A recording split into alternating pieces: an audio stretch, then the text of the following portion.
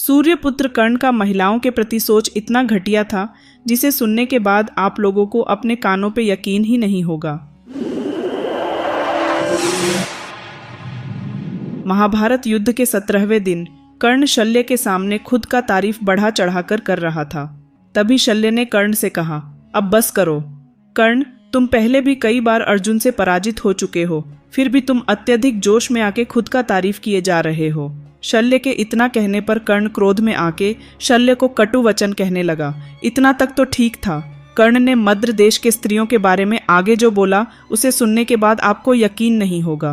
कर्ण आगे बोलता है, जो स्त्रियां मद्य से मोहित हो कपड़े उतारकर नाचती हैं, मैथुन में संयम एवं मर्यादा को छोड़कर प्रवृत्त होती हैं और अपनी इच्छा के अनुसार किसी भी पुरुष का वरण कर लेती हैं, तुम उस नीच मद्र निवासियों के पुत्र होकर दूसरों को धर्म का उपदेश कैसे दे सकते हो, जो ऊंटों और गधों के समान खड़ी खड़ी मूतती हैं तथा जो धर्म से भ्रष्ट होकर लज्जा को तिलांजलि दे चुकी हैं। वैसी मद्र निवासिनी स्त्रियों के पुत्र होकर तुम मुझे यहाँ धर्म का उपदेश करना चाहते हो। तदंतर कर्ण फिर बोलता है, मद्र देश की स्त्रियां प्रायः गोरी, लंबे कद वाली, निर्लज्ज, कंबल से शरीर को ढकने वाली, बहुत खाने वाली और अत्यंत अपवित्र होती हैं, ऐसा हमने सुन रखा है। जिन अशिष्ट मद्र निवासियों के घरों में पिता, पुत्र, माता, सास, ससुर, मामा, बेटी, दामाद, भाई, नाती, पोते, अन्यान्य बंधु बांधव, समवयस्क मित्र, दूसरे अभ्यागत अतिथि और दास दासी, ये सभी अपनी इच्छा के अनुसार एक दूसरे से मिलते हैं। परिचित अपरिचित सभी स्त्रियां सभी पुरुषों से संपर्क स्थापित कर लेती हैं और गोमांस सहित मदिरा पीकर रोती, गाती, असंगत बातें करती तथा कामभाव से किए जाने वाले कार्यों में प्रवृत्त होती हैं। उन घमंडी मद्र निवासियों में धर्म कैसे रह सकता है?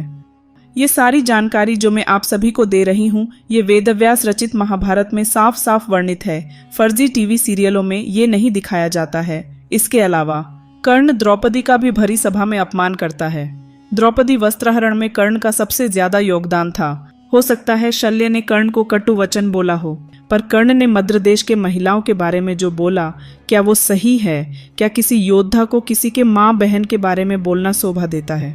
आजकल वामपंथी सोच के लोग टीवी सीरियलों के माध्यम से नीच कर्ण को महान और धर्मात्मा दिखाकर हिंदुओं का माइंड वॉश कर रहा है।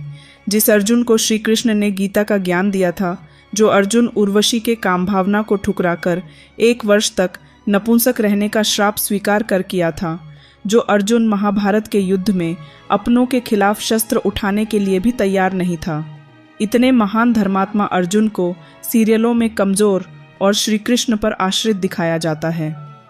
क्या अर्जुन श्री कृष्ण के बिना कुछ नहीं थे? इसका जवाब आपको महाभारत पढ़ने पर मिलेगा। आशा है आप लोगों ने वीडियो को अंत तक जरूर देखा होगा। आप लोग कर्ण के बारे में क्या सोचते हैं? अपनी राय कमेंट में जरूर दें।